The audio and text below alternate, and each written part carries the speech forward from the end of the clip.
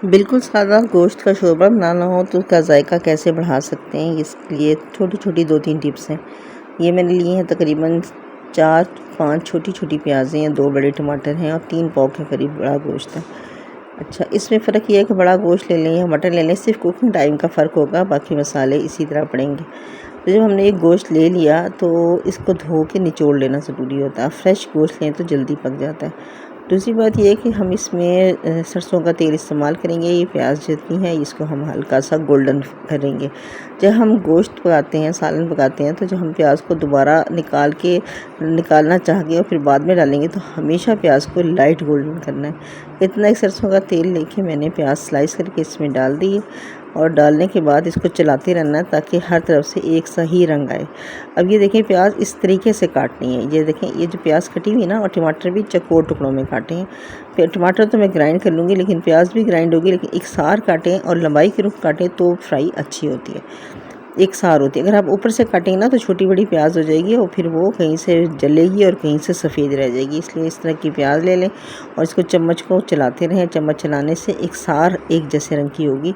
हमेशा light golden करना है। और ये मिर्चें ली हैं मैंने, ये मिर्चें अपने हस्ब जायका ली हैं, तकरीबन 1.5 टीस्पून है। आपने जितना लेनी है अपने हिसाब से ले लें। टमाटर जो मैंने चौकोर काटे थे वो भी मैंने इसमें डाल दिए हैं। अब इस टमाटर के साथ ही मैं बाकी मसाला भी डाल दूँगी और फिर प्याज के साथ पीसेंगे। जितनी देर में हमने टमाटर कटे इतनी देर में प्याज हमारी ठंडी हो गई। ये मिर्चें हैं, 2 टीस्पून धनिया है और एक हाफ़ टी स्पून हमने हल्दी लेनी है। तो 1.5 टीस्पून मिर्चें हैं और ये 2 टीस्पून धनिया है। वैसे तो 3 चाहिए था, लेकिन मुझे इतना ज़्यादा गाढ़ा सालन पसंद नहीं है। हमेशा ये रेशियो होता है कि जैसे हमने 2 चम्मच धनिया लिया तो 1 चम्मच मिर्च और आधी चम्मच हल्दी जाएगी। ये आधी चम्मच हल्दी है। ये भी नेचर्स फ्रेश वालों की है, बहुत तेज़ है इसलिए बहुत ज़्यादा नहीं जाती। ये अम्बा हल्दी घर की पिसी हुई है। तो ये खालिस हल्दी और खालिस धनिया है, खालिस मिर्चें हैं, तो ये मसाला बहुत ज़्यादा नहीं जाएगा और ये देखिएगा थोड़ा सा फूलता भी है।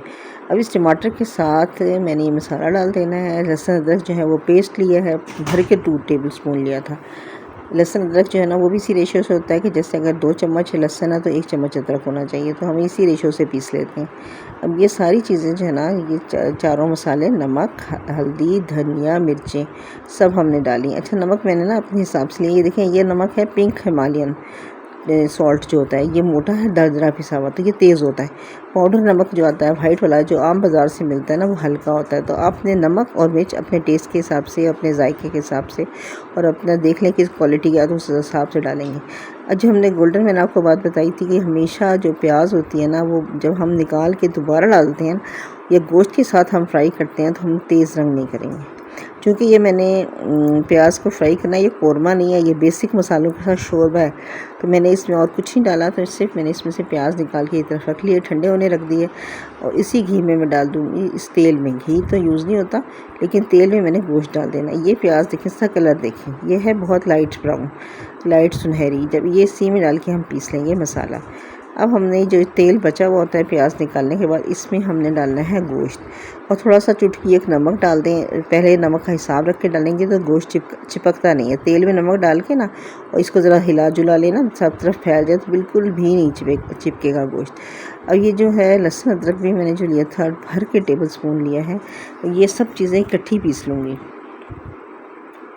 ये सब चीज़ें पिस जाएंगी और इसके साथ हमने गोश्त को करना है, भुनाई करनी है गोश्त की। ये गोश्त को ये देखिए इसमें डाल के मैं पीस लूँगी, लेकिन गोश्त जो डलेगा ना वो बहुत ज़्यादा दरमियानी आंच पे बहुत ज़्यादा उसको मैंने तलना है, इसके गोश्त का पानी मर जाए। अब ये सब चीज़ें इसी में डाल दी जाएंगी और फिर हम इसको पीस लेंगे। आप चाहें तो इसको कुकर में भी इकट्ठा सब कुछ डाल के कर सकती हैं, गोश्त के साथ गला लें, फिर भुनाई कर लें। लेकिन ना शोरबे का जो टेक्सचर यानी साफ्त होती है ना, वो ज़रा एक जैसी स्मूथ या क्रीमी नहीं आती। अब इस गोश्त को जो मैंने तला था तो इतना तला था कि इसका जो खून था ना वो बिल्कुल मर गया। इसी अगर हम इसको ना तलें, कच्चा कर दें तो एक हमक सी आती है, वो खाने को बर्बाद कर देती है और अच्छा नहीं लगता। तो ये इस तरह मैंने इसको तल लिया गोश्त को और अच्छी तरह तला, चारों तरफ से इसकी बोटियाँ जो है ना रंग बिल्कुल बदल जाए और खून का धब्बा नामो निशान ना रहे। तो फिर जनाब इसमें डलेंगे मसाले। उससे पहले आप डाल दें तो ज़रूर जायके में फ़र्क आएगा। अगर हम सब्ज़ी डालें या कुछ और प्याज बढ़ा दें तो फिर तो चल जाता है, लेकिन जब खाली शोरबा बनाना हो ना तो गोश्त को तल लें, चाहे मुर्गी का बनाना हो, चाहे मटन हो, चाहे ये बीफ हो। अब ये सब कुछ पिस गया है मसाला हमारा, मैंने इसको इस गोश्त के साथ डाल के थोड़ा सा भूनना है और भून के फिर मैंने डालना है इसमें पानी।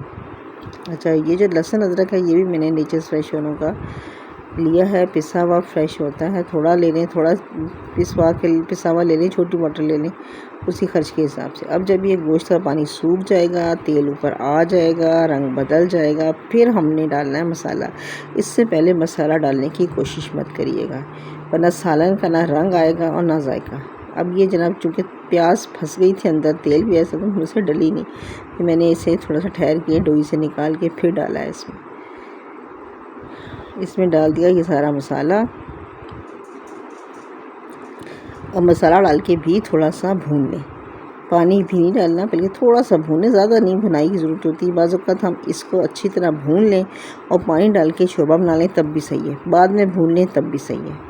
थोड़ा सा मसाला इसका अच्छी तरह भून जाएगा, फिर इसमें हम डालेंगे पानी जितना कि ये गल जाए, ज़्यादा नहीं डालना, फिर खुश्क करने में बहुत टाइम लगेगा। आप अपना कुकर देख लें कितना टाइम लेता है गलने में, उस हिसाब से डालें। मैं इसमें 15 मिनट दूंगी इस गोश्त को गलने के लिए। मैंने 15 मिनट का वेट हिलने के बाद 15 मिनट हो। अब इसकी करनी है भुनाई। ये देखिए जब हम भून लेते हैं ना तो सालन का रंग बदलता है। कच्चा सालन जो होता है, कच्ची भुनाई जो होती है ना, उसका रंग नहीं बदलता। अब इसको भून के छींटा डाल के भूनते हैं ताकि ये कई दफ़ा तेल ऊपर आएगा। ये नहीं है बस एक दफ़ा तेल ऊपर आ गया तो ये भुन गया। ये जल्दी का काम नहीं होता, ये झटपट काम नहीं है। आपने इसमें छींटा डाल के इसकी करनी है भुनाई।